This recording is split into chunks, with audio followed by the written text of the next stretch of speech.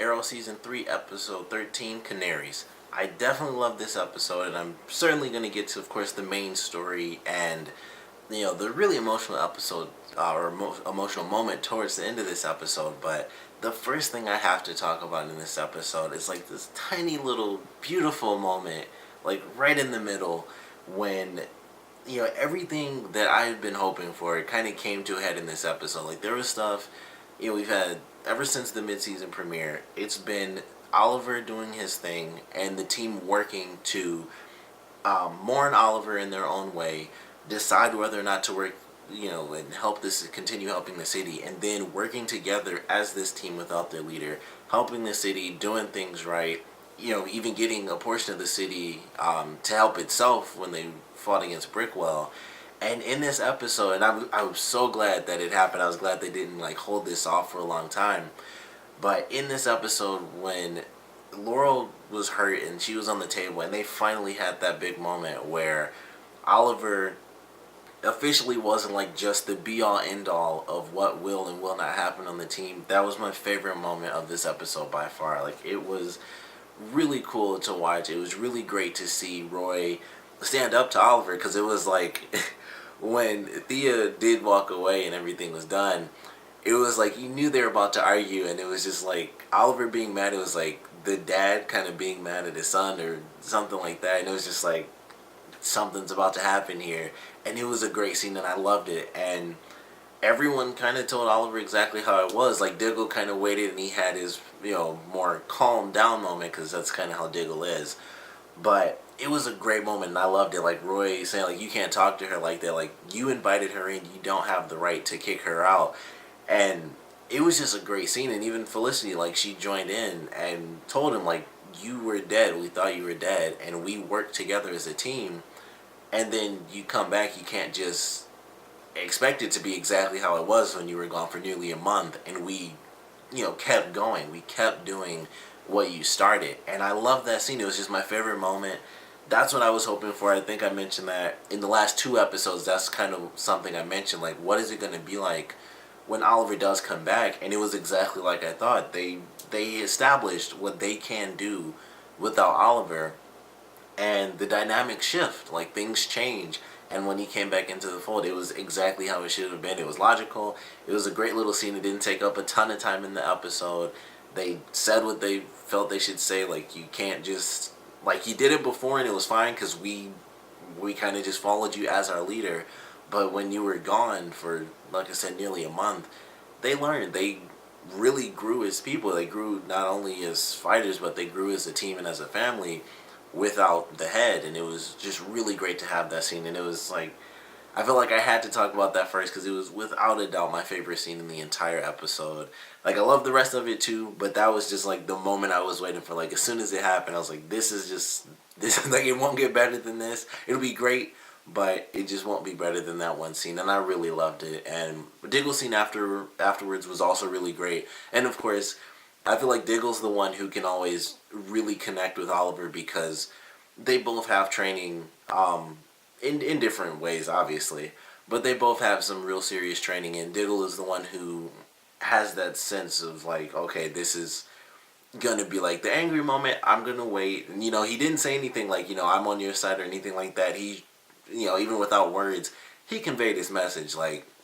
That's exactly what happened. You were gone. And so, when they were in the basement, he did that. I thought it was really cool. And then he had his little moment. It was definitely great. It was you weren't just gone for 3 weeks, you were dead for 3 weeks. And it was great. And he really kind of did the full detail thing, the calm version of it that really helped Oliver understand. But it was great. That was my favorite scene of the episode. It's hard for that to be my favorite, because there was another really huge thing that happened, of course. And that was Oliver letting Thea into the fold, which I thought was great. It was extremely unexpected for me. That was the last thing I thought was going to happen. I honestly didn't even think it would happen in this episode.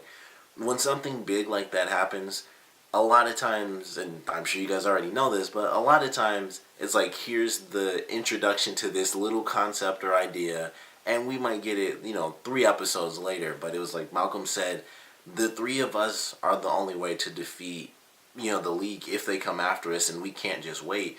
we have to train, we have to all train together to, stick together as a team because everyone else doesn't have those specific skills. And it was great. Like, it was like he agreed, he told Thea, she knew, she came into the fold, and it was just a great moment. Like, it was cool that all of that happened in one episode. And honestly, I felt a lot like Oliver, where I was like, I feel like Diggle was right, where I thought she would be mad, because that's kind of been the series where Oliver does disappoint his sister, and obviously we knew why, so, that's obvious, but it's a lot like that in most other superhero-based things. When someone has that secret identity and it's, you know, them splitting their time between the superhero life and their normal life, that does happen all the time, and they can't just be like, yep, I'm this person.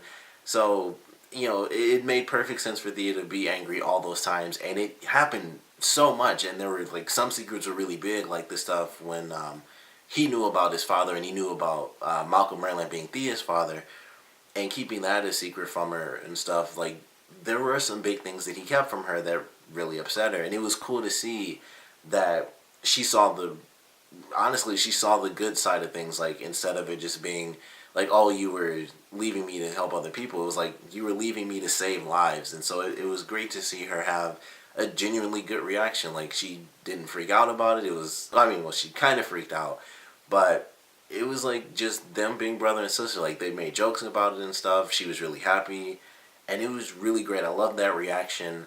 And then that kind of instantly flipped things for her and Merlin in this episode, where, they had to work together, and it kind of shed a lot, I think, on Merlin. And I think that's what Oliver letting Thea in really did for her character. It wasn't just like, oh, now Thea's in the fold, which obviously is really great, but it also shed a lot of light on what she may have ignored for, like, in between these two seasons, when she was training with Merlin and all the stuff that he'd done, and her transition from the season 2 finale to this season's premiere.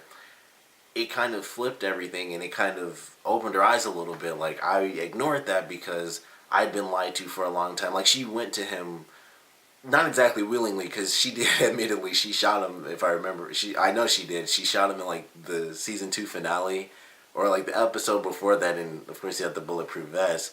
So it wasn't exactly willingly, but all the lies and all the, secrets that she obviously didn't know, that kind of led her to Malcolm Merlin. And then having this big secret revealed, where her brother wasn't, like, just a crappy brother. He seemed crappy because he was saving lives.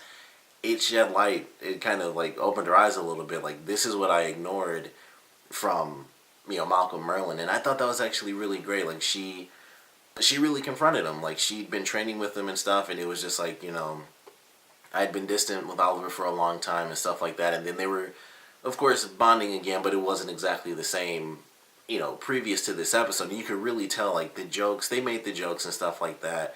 But I don't know, like, it's really hard to explain. I think it's because there were just so many different scenes in this episode where they were just bonding and stuff like that. And we didn't get that a lot this season when you really think about it. Of course, they still got along and they still had the jokes and this and that, but it wasn't the same as it was in, like, previous seasons. So it was really cool to get that and see her reaction to Malcolm Merlin and stuff. And I definitely love the fact that she is now in the, I guess, sort of common mindset against, Malcolm Merlin and all the crappy stuff that he's done. So that, of course, was really, really great. The flashbacks were actually pretty cool in this episode as well. I really enjoyed those, even though it was, like, a very small portion of the episode, just kind of giving us this story a little bit. And the way it ended really surprised me. Like, he was in Starling City, unfortunately, with Argus, so that's obviously why it didn't happen so early. But I was excited to see what was going to happen. I figured he obviously wasn't going to go home, but it was cool to see. I didn't know if he was going to leave China, like, towards the end of the season, like, he leaves China in the flashbacks and ends up, maybe in a third location during the flashbacks, because if I remember right, it was 5 years or 7 years he was gone. So he could still have gone to, like, multiple other countries and stuff like that. And I kind of thought that's what they were leading to with him getting the call, and it wasn't exactly going to lead him home, but he kind of escaped from Argus and then ended up somewhere else kind of crappy. But unfortunately, Argus caught him. Maseo decided to go back and protect his family, which still all the stuff with the present tense and what we've seen with Maseo and Katana, because I can't think of his wife's actual name. We still haven't seen their son, and he could easily be safe. And I know I've brought this up, I think, every episode.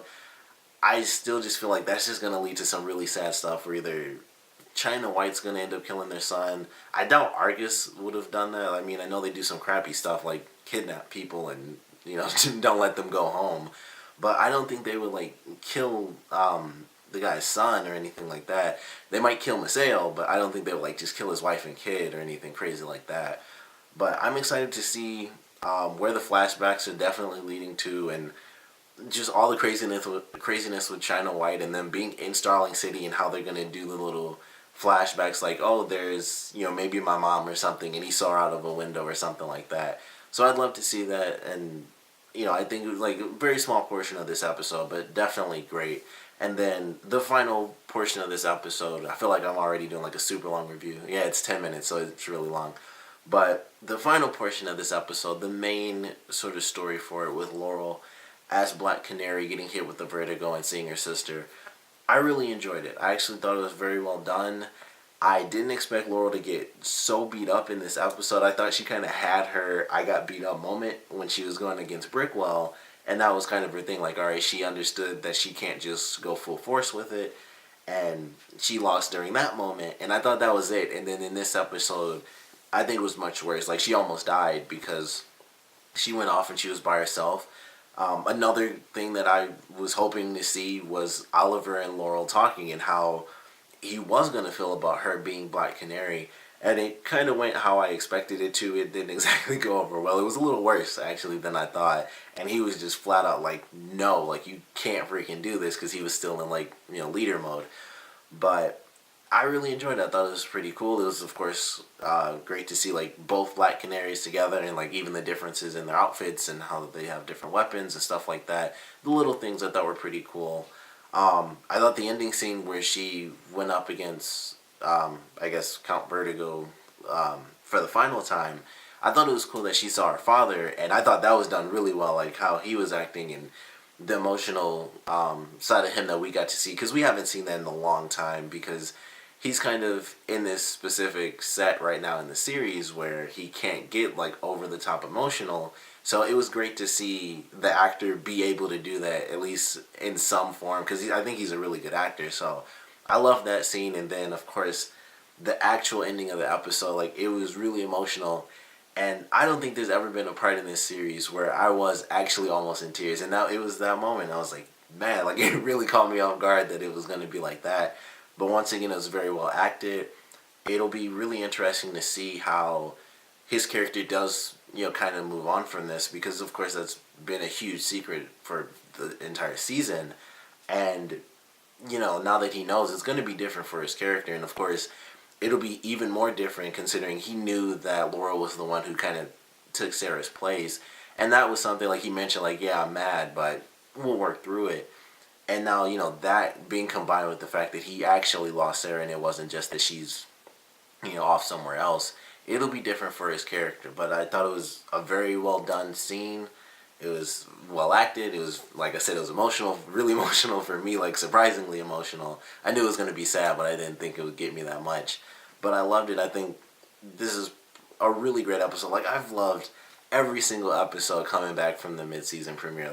Just the team working together without Oliver. This episode where, they had the confrontation, letting Thea into the fold, which, like I said, was a total shock for me. I don't know if you guys thought that was going to happen. But I loved every moment of this episode, and I cannot wait for next week's episode. I think it's going to be great, obviously, no matter what it is. But I'm definitely excited. The thing I think I'm most curious for is the flashback stuff and how he was, so close to being home, but how they were able to keep him locked up. And it's Argus, so, considering they waterboarded him in this episode, I can assume that they were able to keep a tight-knit group around Oliver to keep him from his family. But, of course, I love this episode. I want to know what you guys thought. I know a super, super long review. I've been doing a lot of long reviews lately, but please comment below. Let me know your favorite parts, your least favorite parts. And just what did you guys think about the confrontation that the team had with Oliver and how, he finally has it. He came into the group and he didn't really know that, but they've had the confrontation now, so it's in his head. So how do you guys think that confrontation went, and also how do you guys think he's gonna take that, throughout the rest of the series? Because we had like the little taste where he's like, he understands it, of course, but accepting it, in this episode. And of course he did leave at the end of the episode and they went to the island. I kind of forgot to mention that because it was a little moment, but he did accept that and he left for the island and stuff. But there's still some other implications. There are, recurring characters that could come into the fold. Really, the only one I can think of would be like Huntress, outside of like the entire League of Assassins.